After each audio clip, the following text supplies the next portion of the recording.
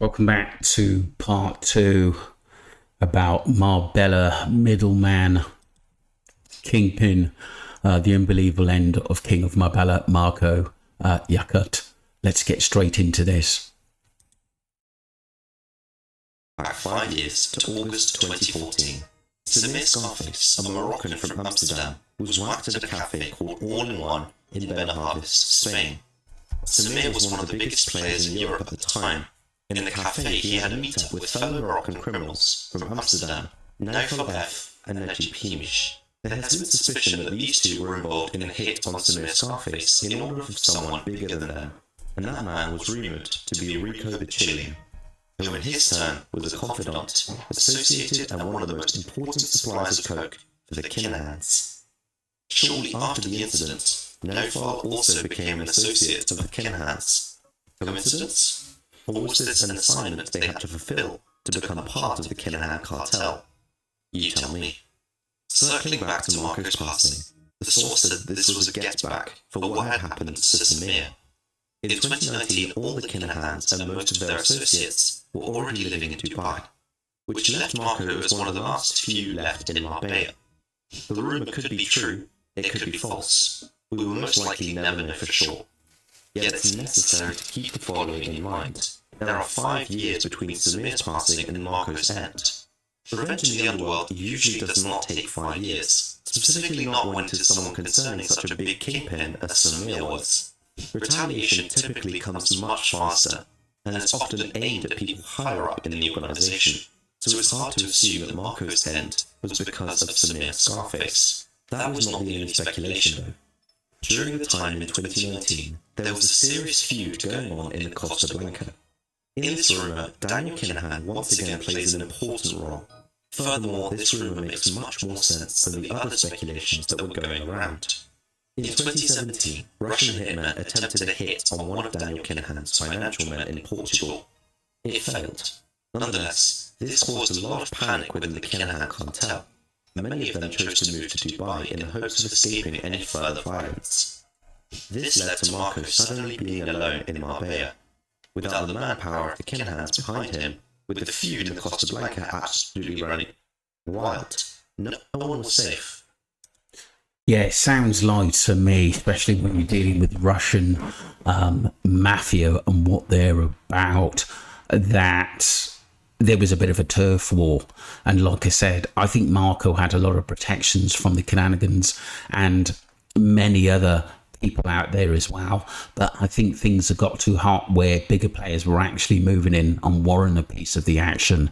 And if it means getting rid of people, like I said in a previous video, that is entirely possible. Things got too big, or maybe he only wanted to work for a certain group because he trusted them, like the Irish cartel, and that he didn't want to go anywhere else at the end of the day, or unless he was forced to. He said no when they got rid of him. He got whacked. That's a massive possibility as well.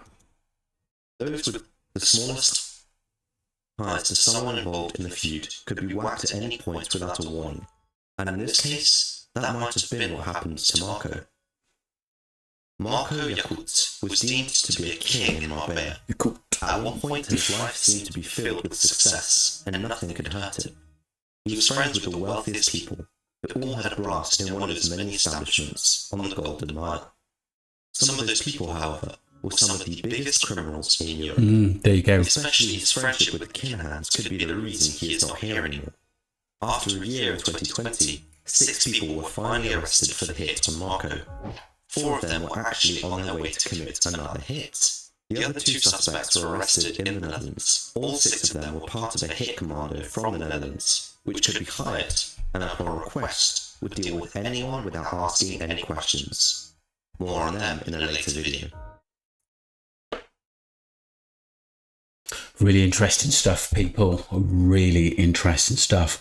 I think the higher you go up the ladder, I think the more people who actually really want to deal with you at the end of the day. It's like I said, I think he stayed on where he should have got out. It's just believed Yakut may have instead been killed because of his association with the Kinahans. kinahans. However, cops have now ruled out his involvement in multi-million euro timeshare pyramid schemes as a motive either. Yakut has been linked to the scam, which netted British gangsters John Goldfinger Palmer 400 million by selling more than 20,000 people non-existent timeshares in holiday apartments, which was really big businesses back then. A lot of millionaires and people lost their life savings, which is disgusting. Palmer did not live to enjoy his ill-gotten gains, as he was shot dead in the garden of Essex mansion in 2015.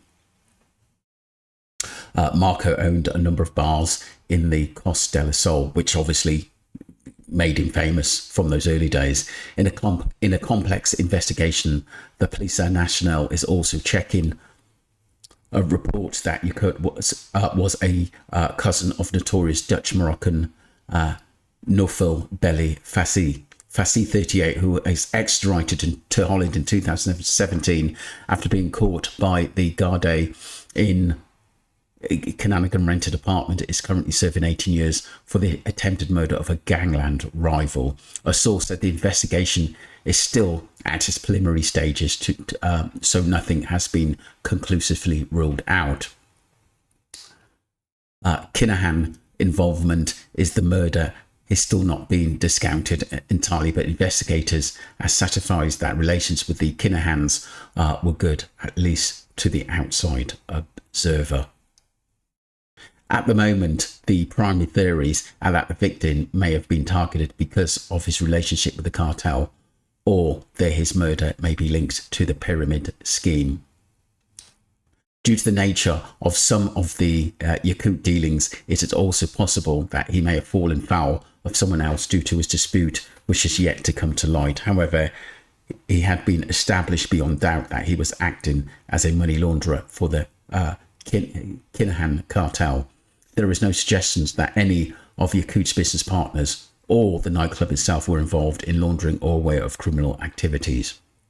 The brutal murder shocked the residents of the Swiss Marbella suburb of San Pedro de Alcantara.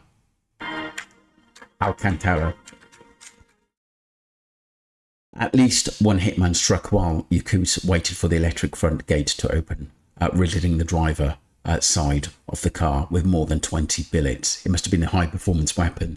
Their target apparently tried to escape the onslaught by crawling out of the passenger door, but was found slumped dead halfway across the seat. Locals told police they assumed that the loud bangs were fireworks. Yeah, right. Yakut's connections to Fassi could yet prove significant in the probe, if established. The portly gangster was reportedly present at the meeting in southern Spain, after which fellow Dutch drug trafficker Samir was ambushed and murdered in August 2014. Bukirakan's associates subsequently embarked on a gang war against Fassi and his fugitive pal, Ridwan Taghi.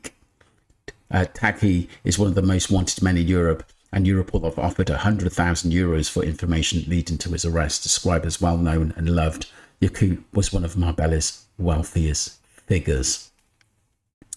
So it seems like to me that it's funny when the Kinahans had moved to Dubai at the end of the day, because obviously they were fed up with all the gang wars that were going on and wanted some peace. Other things were going on, and I don't think that Marco had the protection he once had. And I think there were other things he was involved with which got too much. But somebody wanted him out of the way for some reason, or wanted his business. This is all I can think of. It's all about money and power. And, that saying is, it's follow the money. Let me know what you think, people. Don't forget to subscribe to Streamline Entertainment and follow the channel. Thank you very much indeed.